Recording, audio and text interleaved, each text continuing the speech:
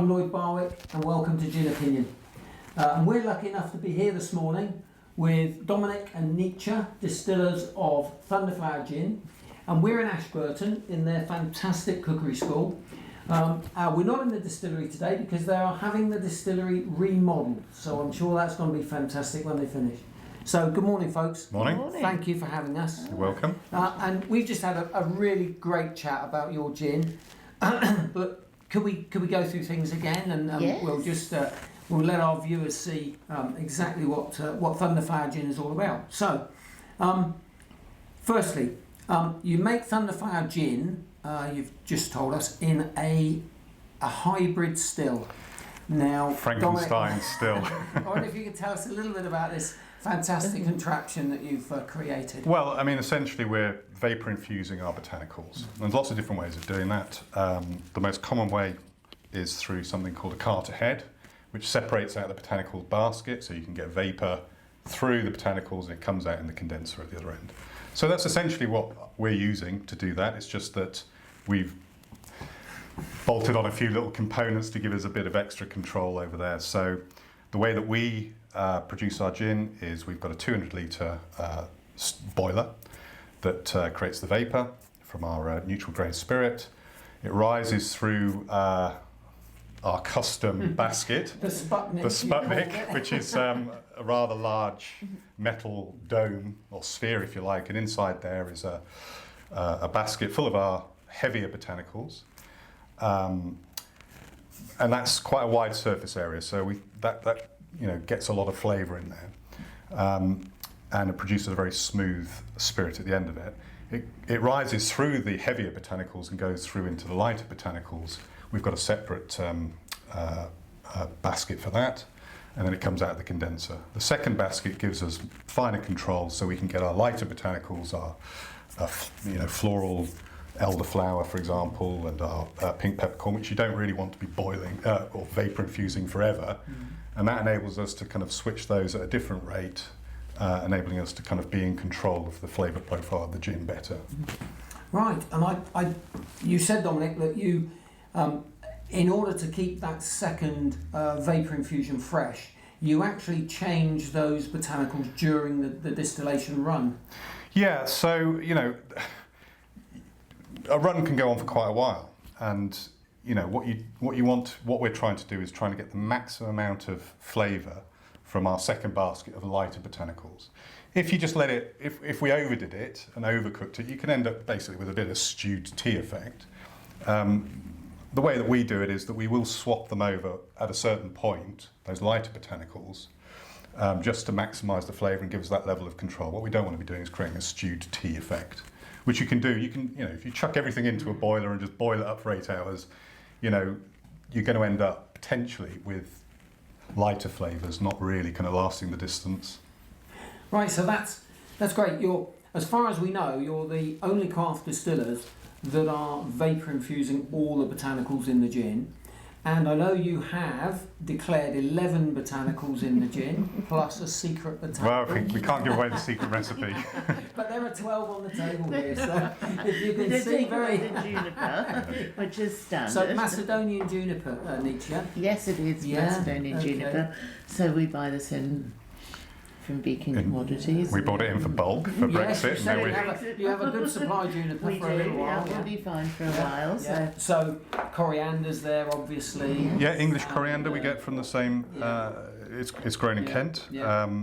We obviously use. What else have we got here? We got Angelica. Yeah. And you sweeten with licorice. You've got licorice root there. Licorice root, Yep. knocking around somewhere here. Yeah. We've got that one there. And we've just smelled some rather delicious Angelica there. Yes. I love Angelica. Yeah, very nice. Bit of cassia bark for a bit of level of lovely. sweetness. Yeah. You get sweetness.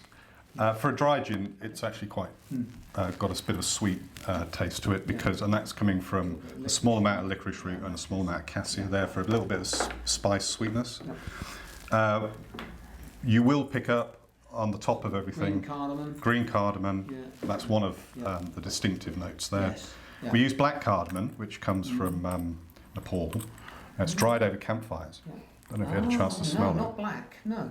Yeah. Now, the smokiness, the smokiness doesn't, the campfire smell doesn't come across in distillation so much. Occasionally you might get a little bit. Yeah. You might have a gin tonic, it might just hit you, but it's not a dominant flavour there. But there's a different. They're unrelated. These there's a different camphor taste from the black cardamom, which we like. We don't use too much of that. Pink peppercorns, not a peppercorn at all, a fruit from Brazil that's got a very nice vanilla with a little bit of pepper. Yeah. And that goes in the second basket because that it does. Got It won't last for the duration of the run. No. Duration of the so basically, then what you have is a London dry style of gin. Yes. Although you call it a Devon Dry Gin, which is great. We find a lot of craft distillers use a London dry process, but they don't want to be in that catch-all London dry group. So Devon Dry describes it absolutely perfectly. We took inspiration actually when we first started out from Tarquin's Cornish Dry. Oh, okay. I mean, next county along, makes sense. It doesn't have to be made in London, obviously. The process is London Dry, which is, the most rigorous process, really, the one with the most rules around it. So Devon Dry, I mean, it does anchor it in the county that we're making it, which we're very proud of. The name Thunderflower comes from a Dartmoor legend, which is, as you drive around Devon and Dartmoor, you might see these little white flowers, and sometimes they're growing on old thatch roof cottages. They'll be on the moor, for example, but the legend is that those white flowers, when they're growing on your roof, your thatch roof, can protect from lightning, Yeah, and thunder. Oh, really? and thunder, but also witchcraft. Now, they're pretty good qualities to have in a gin, aren't they? If you're gonna, you want to be protected from spells, and you want to kind of keep the storms away, So we just loved that name of Thunderflower, and it's rooted in the kind of region here. It just caught our eye as the legend. So if we're in Devon for this week, so if we drive around, are Thunderflowers still visible on roofs? You might see them. Yeah. I mean, our friends at Papillon, who's actually a Thatcher, thinks he's seen them. Right, you should know then. All right. And I see you have very proudly displayed on this bottle, proudly made in Teignmouth. Yes. Teignmouth. Yeah.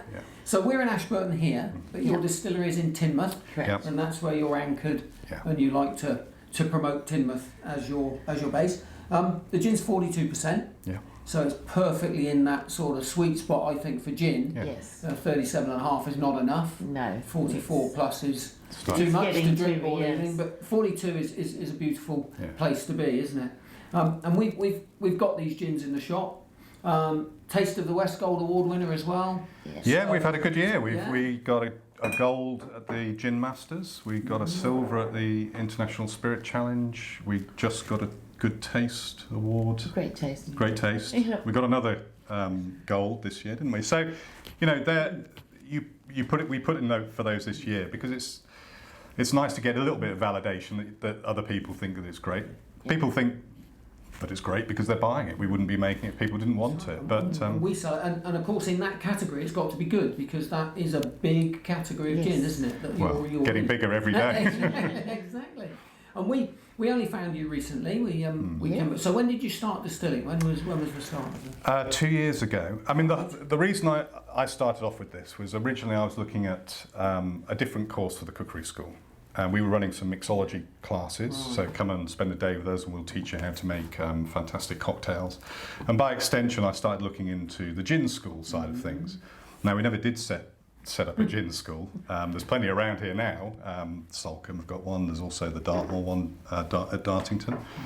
But we never went down that route. But what it did was it got me onto the process, the world of distilling a couple of years ago, and it's been a roller coaster since then because it's addictive. It appeals to distilling is a pretty simple chemistry 101, but the process is quite creative. There's lots of margin for creativity in there. It appeals to the chemist inside me. There's all sorts in there, isn't there? Yeah, and it's for somebody like me that predominantly works with their brain on a computer screen to do something physical, producing something that for ourselves initially, but something that other people like is a real joy. So it's something very different from what I do in my other job at the cookery school, but it was born out of looking at making a gin school, and we started off very small, making it for ourselves, and really never expected to launch a gin brand. We have done, and it's become, a runaway success for us. Although we're kind of keeping it on a certain scale. We don't want to get industrial. We don't want to start getting too big. We make 100 bottles a run. We keep one for ourselves and drink that. One goes home with us. Yeah. Well, and the reason for that is because we make it to drink ourselves, and it's made for our taste. It was specifically, the recipe came about because I like a traditional gin. I like to know that I'm drinking a gin. I like it to be pretty robust, full-bodied, and it's really that gin when you come home and you want a classic gin and tonic, really. And that's how it came about. We went to a couple of gin festivals very early on, a couple of years ago, and were surprised to find that there were very few local gins at these festivals. And the ones that we did try, whilst some of them very worthy, we came back home and went, you know what? I'm reaching for our gin. I prefer our gin. We've heard this story before. And so that was really how it started, saying, hey, I think this is okay. We started seeing if anybody else thought so.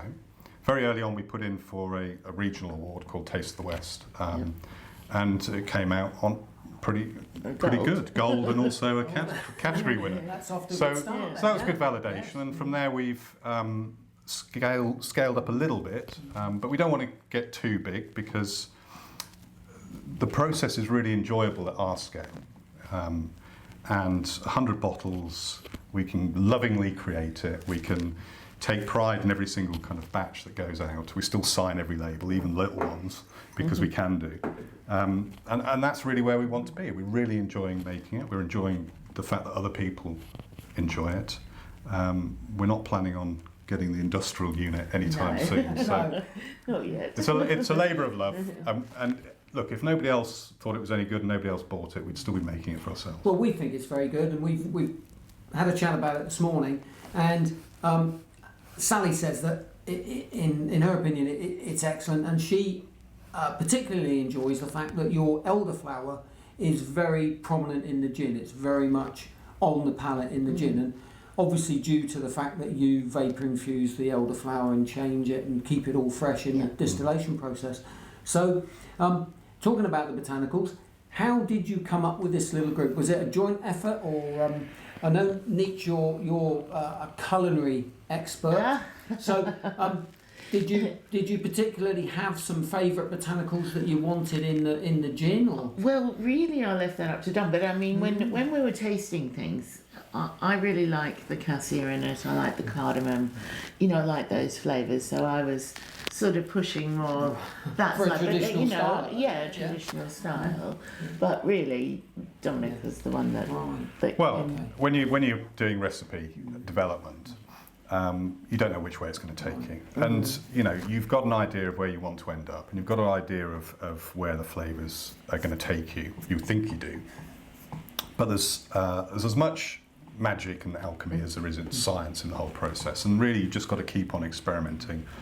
Take a little bit out, add a little bit in. How many distillations did you do? How many test distillations before you arrived? Because we've really, because we've heard horror stories about how long it takes a craft distiller to arrive at that magic moment. So for you also it was a long process. Yeah. I mean, you can. The thing about vapour infusion is that it's different each time. The vapour will take different paths through the botanical basket. It will have a different output each time. I mean, you are going to get, with Thunderflower now, the skill is really getting it as close to perfect each time, once you've decided on your recipe.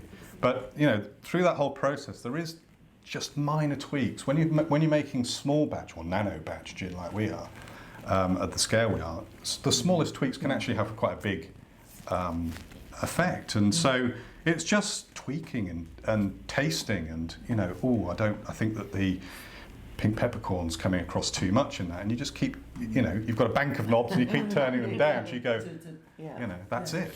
Because consistency is the key, of course, isn't it? If a gin drinker likes your gin, when he buys the next bottle, he wants the same taste. Absolutely. Her, whoever.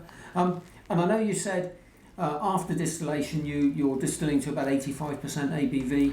Well, it comes out around that. I mean, with London Dry, you've got a cut off at 70%, and it comes out at that. We rest it for 4 or 5 days just to let it polish and then you cut it with the local Dartmouth spring water. Dartmouth spring water, which is not far from no, from not here. far from. So that's just up the road. Fantastic having that It's quality very water pure. available. Yes, very pure. To cut the gin back with. But that's the only thing that goes into it. It's basically, we're using very high quality neutral grain spirit from Hayman's, and it's the vapour, the botanicals, and then Dartmoor spring water, and that's it. That's what's going in. That's what's going in the bottle. No sugar, nothing. It is quite sweet, and people think that. I was asked once, did we add? Was it glycerol? And it's like no, it's just. But that sweetness comes from the licorice and from the cassia. Is it because do you use a large component of licorice and cassia, or is it just a natural product of having those in the distillate? As a ratio to the juniper, it's less than 5%.